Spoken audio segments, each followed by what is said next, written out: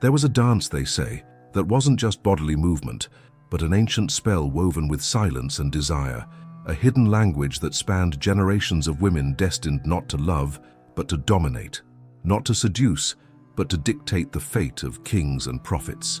Herodias' daughter, unnamed in many scriptures, carried the perfume of scandal and a gaze trained on destruction, and that night, amid torches and shadows, amid thick whines and glances that would never be the same again, her body spun slowly like a secret that refused to be revealed yet begged to be seen. There was no purity in that choreography, only a power that whispered in the ear of those who knew the price of a wish granted.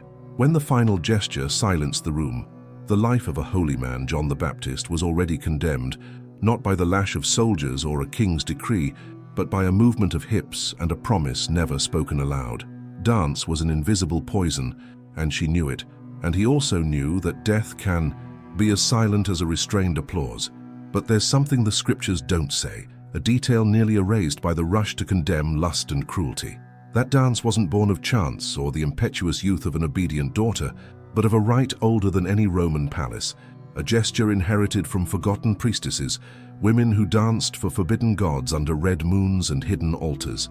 At the end of this video, you'll discover why that dance resonated far beyond the death of John the Baptist, why it remains a silent symbol of something history itself has tried to erase, the hidden force of a feminine power shaped by the boundary between the sacred and the profane, and the truth Herod took to the tomb, but which will now be exposed uncensored, as you've never heard. If this beginning made the ground beneath your feet seem older than time, mark your like as if leaving an inscription on a forbidden altar. Make sure you're subscribed to the channel before this dance is lost. Again in the shadows of power, the dry desert winds beat against the walls of Herod's palace, bringing the harsh smell of dust and the metallic taste of power. It was a banquet night, one of those nights when the wine flowed like blood, where the thrones were not just carved stone furniture, but altars erected to the ego of men who believed they ruled by the will of the gods. Herod Antipas, tetrarch of Galilee, was not a king as poets often describe him. His restless gaze, constantly oscillating between fear and arrogance, betrayed the fragility of those who maintained power not by the loyalty of the people, but by the political games of Rome and the whispers of a palace built on unstable alliances. The banquet hall blazed beneath torches hung from columns with Greek carvings, while Phoenician tapestries hung heavily, muffling the sounds from outside. Long tables laden with fresh fruit, roasted lambs, bowls of thick honey, and vessels of Greek wine displayed the wealth Herod insisted on, displaying even at the expense of the poverty of the peasants who supported his throne. But that night, wealth wasn't what drew attention. There was a thick silence, a kind of expectation that stemmed not from political discussions, but from something deeper, more dangerous, almost invisible.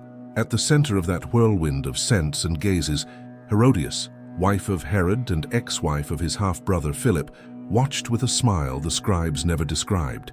It was the smile of someone who understood the game, of someone who knew that true power lay not in the sword but in the gaze, in the touch, in the seduction of the unexpected. Beside her, her daughter, young, beautiful, still unnamed for history, maintained a posture that, at first glance, might seem innocent. But those who looked closely would see the training, the precision of someone who knows that every gesture can be a weapon and every hip movement can alter a prophet's destiny. That night, the banquet was not just a celebration. It was a silent battlefield, where swords were replaced by perfumes and rings sealed not with blood, but with implicit promises. John the Baptist, the holy man who had dared to denounce Herod's marriage to Herodias as impure, was imprisoned not far away, his words echoing like a curse in the cold corridors of the palace. What few knew was that that night would end not with laughter or song, but with a request so disturbing that not even the men most accustomed to political brutality could forget it.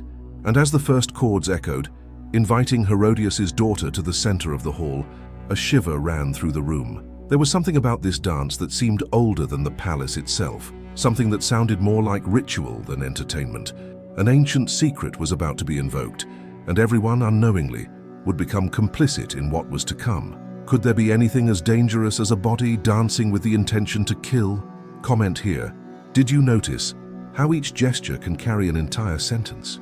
Herod's palace was not just a building. It was a stone manifesto of human arrogance, a silent cry of those who believed they could defy both men and gods. Built on a strategic plateau, its grey walls stood out against the arid Galilean horizon like a motionless animal on the prowl, made to be admired from afar and feared up close. Tall, Roman-style columns rose with an almost defiant imposingness, while Hellenistic details blended with Eastern tradition, creating a hybrid aesthetic that screamed dominance and lust at the same time. The interior corridors were lined with imported marble, and each mosaic on the floor told a story not of gods, but of political conquests and carnal pleasures. There were rooms designated solely for the rest of officials, others for the study of astrology and spells imported from foreign cultures, and a throne situated in the exact center of the main room, like the eye of a cyclone, around which the intrigues and ambitions of the entire court swirled. The throne itself was made of cedarwood, inlaid with precious stones that reflected the flaming torches, projecting small beams of light across the walls, lights that, when they moved, gave the impression that the gods themselves were watching this spectacle of vanity. However, what was most striking was not the apparent luxury, but the way the space was designed for psychological control. The architecture induced reverence. Visitors were forced to walk through long, narrow corridors before reaching the throne room, a path calculated to break down resistance and shape perceptions of absolute power. The palace, at its core, was a secular temple, a place where the liturgy was not divine worship, but the celebration of human power and political domination. It was in this space that Herodias' daughter's dance would take place, and it is here that the environment reveals itself as an accomplice. Every arch, every linen curtain, every statue of Greek gods adapted to Roman tastes contributed to the atmosphere of a ritual disguised as a spectacle. The dance would not be merely an aesthetic display, but an architecturally amplified act. Every curve of the body would be echoed by the mosaics, every movement reflected by the polished walls, creating an almost sacred illusion, as if the young woman were a priestess, offering her body as incense. The physical space amplified the moral intent. Nothing in that hall was innocent. It was an energy field designed to make men feel like gods and women, seen as instruments of worship and control.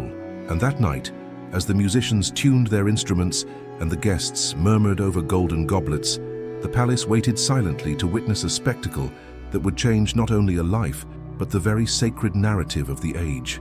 How would you react if you were in a place where every stone seemed to whisper, "Here, even silence obeys power"? In the stone corridors of Herod's palace, power was consolidated not only through armies and decrees, but through invisible, silent alliances sealed with calculated glances and touches. Women were the glue that connected entire families, transforming marriages into peace treaties and marital beds into diplomatic battlefields. Herodias was the clearest example of this reality. The ex-wife of Philip, Herod's half-brother, she crossed the lines of Jewish morality and found in scandal the key to her rise. Her union with Herod Antipas was not the fruit of sudden passion, but a cold and deliberate move, a checkmate in a game few would dare play. Herodias understood something most men in the palace never would. Female bodies were treated as currencies of power, and she was willing to spend every penny of that currency, down to the last drop. With her influence, she not only secured her place at the ruler's side, but also shaped the political destiny of Galilee. Women like her were not just wives. They were strategists, builders of silent dynasties, diplomats of the flesh and desire. Around her, other women, concubines, ladies-in-waiting, wives of allied generals and merchants, participated in a constant theater where beauty was merely the surface of a much deeper game. A smile offered at the right moment could secure a supply route. A touch of the hand, too lingering, could seal an alliance that an official decree would never dare declare. These female alliances were fluid, shaped by the instinct for survival and the desire to maintain or expand territories of influence. It was from this context that the dance of Herodias' daughter was born. She danced not for art, nor out of innocence. Each movement carried a silent message from her mother: we have the power to give pleasure and to take life. This was no simple dance, but a choreographed manifesto of a female lineage that knew how to manipulate male desire like one who sharpens a hidden blade. The young woman's body, molded and instructed, became an extension of politics. a vehicle for messages that the mouth would never utter, but that everyone understood without a single word. In the end, Herodias and her daughter proved that female alliances were not fragile, but deadly, and the price for this politics of desire would be paid with the head of a prophet. What if your entire life could change with a single glance exchanged between two women? Doesn't that sound like a power as silent as it is dangerous? Before bare feet touched the polished floor of the hall, before the musicians plucked the first sound from the strings, there was a silent, almost secret ritual, prepared with the precision of a sacrifice. The young daughter of Herodias did not enter the room like any other dancer. She was molded for that moment as if fate itself had woven her body with invisible threads of intention and mystery. And none of this began on the banquet stage, but long before, in reserved chambers, where only female hands were permitted to touch and prepare the body that would become an instrument of power. Purification was a quasi-religious ceremony. Long baths in water mixed with lotus petals, oils extracted from spikenard and myrrh, and small essences imported from distant lands. The body was rubbed with mineral salts, while soft chants echoed, chants that, more than an aesthetic tradition, sounded like an ancestral whisper of forgotten priestesses, the same ones who once danced on pagan altars under red moons and who now, even erased from the scriptures, still murmured their presence in the hands of those who taught each gesture. Next came the ointments, spread over the skin with the delicacy of someone caressing a divine offering. Sweet perfumes, yet with earthy notes, evoked both the pleasure and the melancholy of death. Hair was loose and brushed to a liquid sheen, while fine jewelry was strategically placed not to flaunt wealth, but to guide the eye of those watching. A bracelet on the ankle, a short necklace that exposed the neck, and small gold pieces attached to the translucent fabric of the garment, each reflecting the light in a calculated way. But it wasn't just the body that was preparing, it was the spirit. Candles lit, incense slowly burned, and a moment of absolute silence, as if the young woman were not just dancing, but opening a portal between earthly power and something more ancient, more dangerous. Some said this type of dance wasn't taught in palaces, but inherited in secret from female lineages that cultivated the art of controlling desire as a weapon. Each step, each curve, each turn had a function that went beyond entertainment, to induce a state of vulnerability in those who watched, as if an enchantment had imprisoned them. When she left the room and walked toward the hall, she wasn't just a daughter obeying her mother. She was a priestess in disguise, ready to transform a holy man's destiny with a simple movement. Because that night, the dance would be the sacrifice, and the body, the altar. What if every seemingly innocent ritual was actually an ancient code for manipulating wills and sealing destinies? How many times have you witnessed something beautiful without realizing the dangerous power hidden behind it? Share your thoughts in the comments. The king's bedchamber was no mere resting place. It was a space built to influence emotions and induce surrender. Located in the most protected wing of the palace, its entrance was guarded by cedarwood doors carved with symbols that blended Jewish iconography, Greek motifs, and signs of ancient Eastern traditions, a fusion that transformed the space into a temple of secular power. The interior space was dominated by an immense bed, supported by golden columns, covered in linen fabrics dyed the purple hue reserved for royalty. The scent of myrrh incense mixed with resins imported from Egypt permeated the air, creating a dense, almost intoxicating atmosphere that made any visitor feel as if they were entering a forbidden sanctuary.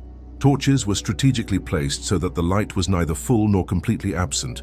It wavered, creating shifting shadows that enlivened the walls, covered in sensual mosaics and hunting scenes, symbols that extolled male virility and mastery over nature. In the corner, stringed instruments and drums stood ready, for music here was not just art, it was a psychological resource, capable of guiding mood and quickening or calming breathing. Even the floors, covered in polished stone, reflected the flames as if the entire space were enveloped in an aura of constant expectation. When the dance of Herodias' daughter was performed in this setting, whether in the king's chamber or in the ceremonial hall, which had the same psychological effect, every element conspired to amplify the visual and emotional impact. The flowing fabrics of her clothing simultaneously absorbed and reflected light. Her jewelry sparkled like moving points of fire, and the music echoed through the space, reverberating off every stone. Herod himself, accustomed to being a spectator of power, fell prey to an invisible trap. The setting had been designed to induce a state of fascination and submission, precisely what the dance required to fulfill its ultimate purpose. More than a bedroom, it was a theater of the mind, a space designed to break down emotional defenses, where every object carried meaning. The portable throne beside the bed represented absolute authority. The slightly parted curtains suggested vulnerability disguised as majesty. The mingled aromas not only excited the senses, but also created intense, almost addictive sensory memories. It was a sanctuary where power and eroticism fused, and whoever entered never left unscathed. What if every detail of your own home was secretly designed not for comfort, but to control your behavior without you even realizing it? Perhaps you've already entered such a place, without even realizing how much it changed the way you think. In Herod's palace, the struggle for power wasn't limited to councils or battles waged by generals. It flourished silently, in the feminine shadows that roamed the corridors and rooms, carrying glances that spoke louder than any royal decree. There, among concubines, secondary wives, ladies-in-waiting, and privileged slaves, a silent and deadly war raged, without swords, but with even more lethal weapons: beauty, manipulation, secrecy, and time. Each woman knew that her position depended not only on who occupied the ruler's bed, but on who controlled his mind when the doors closed. Herodias, experienced in this invisible field, was fully aware that her position was not guaranteed by her alliance with Herod, but by her dominance over any potential female rival. She carried in her body a calculated sensuality, and in her gaze a coldness that intimidated younger women. Her daughter, learning every gesture, became an extension of this power, an arm that could touch the king's heart when her mother's own hands could not. The other women, aware of this connection, saw Herodias' daughters dancing not as mere entertainment, but as a political weapon that threatened to destroy any influence they still tried to maintain. Espionage took place among them. Loyal slaves exchanged notes hidden under fabrics. Secrets whispered in the communal baths were taken to the mother or the right rival, and a false compliment during a meal could conceal an intention to poison. Reputations. Small gestures like a touch on the king's arm or a well-timed laugh acted like calculated blows on an invisible chessboard. It was a war where the weapons were invisible, but the scars were permanent. The loss of a place at the table, exile within the palace itself, or public humiliation disguised as a political decision. The dance that condemned John the Baptist was, in fact, an offensive in this silent war. Every turn, every glance at the king was also a message to the other women. We won, and you lost. Alliances reconfigured that night. Those who supported Herodias grew stronger. Those who opposed her hid, waiting for another opportunity to retaliate. The palace, more than a royal residence, was a battlefield where weapons were invisible, shots were glances, and the blood spilled was not red, but reputations destroyed and futures interrupted. In Herod's world, a son was not just an heir, he was a living currency, a symbol of continuity, and a shield against political instability. Every birth within the palace was accompanied not only by celebrations, but by cold calculation and watchful eyes, because a child represented more than blood, it represented power. Mothers, aware of this, molded their sons not just as descendants, but as silent weapons in a generational war. Herodias understood like few others the importance of shaping the next lineage. Her daughter, even without a name recorded in the scriptures, was more than a young woman prepared to enchant. She was a project, a living extension of an ambition that knew no bounds. In that world, raising a child was not a neutral task. From an early age, boys were trained to inherit strategic positions, while girls learned to wield power through silent influence and the body. Destiny was rarely guided by virtue. It was driven by the need for survival in an environment where any weakness could be exploited. The dance of Herodias' daughter, condemning John the Baptist, was not merely a momentary whim, but the embodiment of a long and silent strategy. Every practiced gesture, every calculated look, was part of an education geared toward a single goal, ensuring that her mother's name would not be erased from history, that her legacy would be as deep as the roots of Roman power itself. This daughter, molded as a political instrument, carried within her the promise of prolonging her mother's influence and securing a place in the future. Children, in that context, were more than innocent. They were pieces on a board where fathers and mothers moved destinies like pieces in a never-ending game. A birth could change alliances, a promise of marriage, consolidate an empire, and a dance, destroy a man whose words were too disturbing. In the eyes of the palace women, every child was an investment. Every embrace carried political weight. Even the way they were dressed and educated revealed hidden intentions. Which masters were hired, which gods were mentioned in nighttime. Prayers, what stories were told at bedside. Nothing was random, nothing innocent. The question, silent and disturbing, remained, who, in the end, was truly in control? The mothers who molded their children, or the system that transformed children into tools of power? Herod's palace was not only a political center, but also a mirror of the spiritual confusion that characterized that era. There, amid Roman-style columns and Phoenician tapestries, incompatible beliefs, silent cults, and symbols of different worlds coexisted. Each wife, each concubine, each foreign servant brought with them not only their beauty and culture, but also their gods. And these gods, even hidden, found ways to manifest themselves. There were small makeshift altars behind curtains, small statues of deities hidden under chests of fine clothing, discreet inscriptions scratched with charcoal in the corners of the walls. Herodias knew this spiritual game well. Her family had grown up among distinct traditions, and she herself prided herself on understanding rituals that blended Jewish devotion, Greek practices, and superstitions inherited from Eastern peoples. The daughter who danced for Herod grew up in this environment of silent syncretism, learning that faith could be a tool, a key to manipulating hearts and minds. Before the dance, there was an almost imperceptible gesture, a touch to the crescent-shaped necklace, a symbol not linked to the God of Israel, but to ancient goddesses of fertility and war. At that time, syncretism was more than a religious deviation.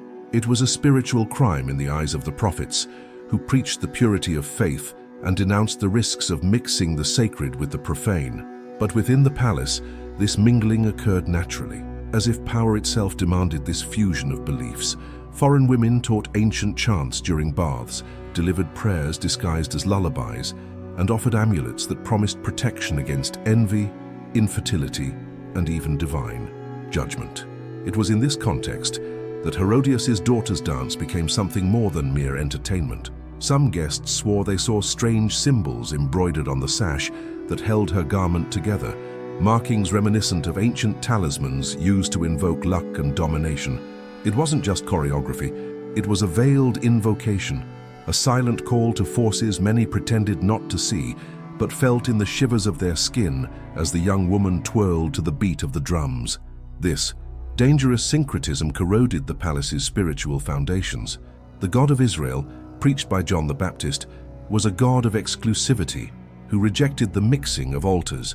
But in that hall, the truth is that every smile hid a prayer to a different God, and every piece of jewelry could very well be an amulet to attract power, fertility, or revenge. What if the true power of that night came not from the dancing body, but from the invisible forces the dance attempted to invoke? Do you believe such forces still operate silently today? Share your thoughts on this. The moment the dance ended brought not only silence, it brought an almost palpable tension, as if every breath in the hall was too heavy to be natural. Herod, intoxicated by wine and the invisible spell of the young woman's movements, broke the boundary between desire and reason. His voice echoed with a reckless promise, an oath typical of men who forget the weight of their words. Ask me whatever you wish, even if it be half my kingdom. It was the most costly sentence he had ever pronounced, because in that moment he was not a ruler speaking, but a man captive to something greater than his own power. Herodias' daughter, instructed by her mother, did not hesitate. Her request was not for gold, land, or jewels. It was for the head of John the Baptist. And so, in a single breath, the prophet who had challenged Herod's legitimacy and denounced his marriage to Herodias was condemned without trial, without defense, simply for the price of momentary pleasure. The prophet's blood was not shed by official decree or urgent political necessity, but by the outcome of a dance, a whim disguised as a ritual, a spectacle that ended in execution. The palace, previously filled with music and the scent of celebration, was invaded by an uncomfortable silence. Some tried to smile, others looked down, avoiding facing the reality of what they had witnessed. John the Baptist's death was not just the fall of a man, it was a symbolic milestone, the moment when a ruler's private desire surpassed any ethical or spiritual limits. This kind of choice is not easily erased. The price of pleasure is always greater than imagined, and it was at this point that the true downfall began. The dance, once merely a sensual memory, became a political curse. Herod was remembered not as a firm leader, but as a weak, manipulable man who sacrificed a prophet in exchange for a moment of ecstasy. The streets whispered, the priests murmured, and even Rome, accustomed to power games, viewed this act of weakness with contempt. In the end, what seemed like a moment of glory became an eternal burden. John the Baptist's head, delivered on a platter, was not just an execution, it was a symbol. The victory of Herodias and her daughter was also the beginning of a decline that would slowly consume Herod's image.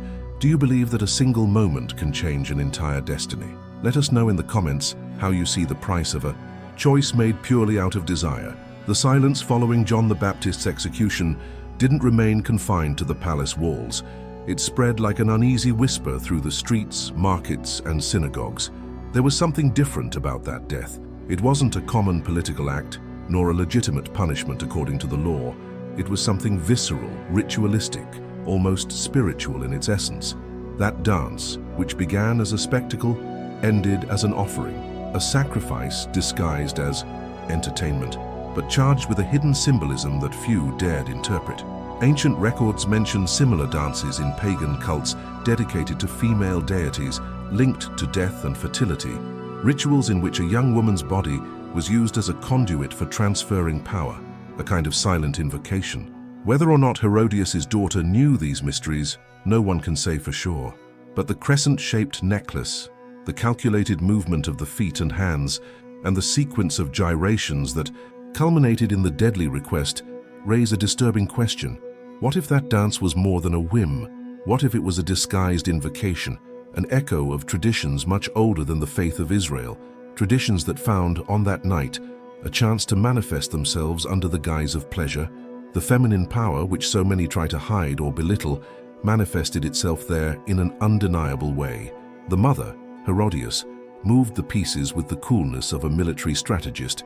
The daughter, trained not only to be beautiful but also lethal in her art, sealed the fate of a man who dared to challenge a union considered impure. This was no accidental victory.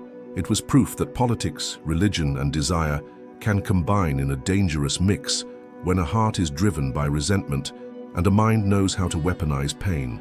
The consequences of this act reverberated far beyond that night. John the Baptist became a martyr. His death amplified his message, and Herod's reign became remembered for the fatal mistake of succumbing to the spell of a dance. To this day, the episode is cited not only as the death of a prophet, but as a symbol of how feminine power, when underestimated, can become the most dangerous and unpredictable force within an empire. What if this dance wasn't just a lost moment in history, but a timeless message about how desire and resentment can change entire destinies?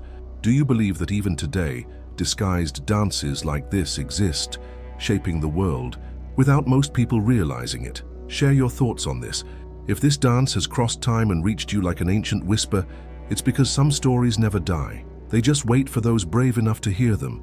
If at any point you felt the weight of this silence, the power hidden behind a simple gesture, leave your like as if marking an inscription in stone and subscribe, because there are still secrets we dare not name. The next video is already lighting the next torch, and the curtain separating what you think you know from what really happened is now opening on your screen.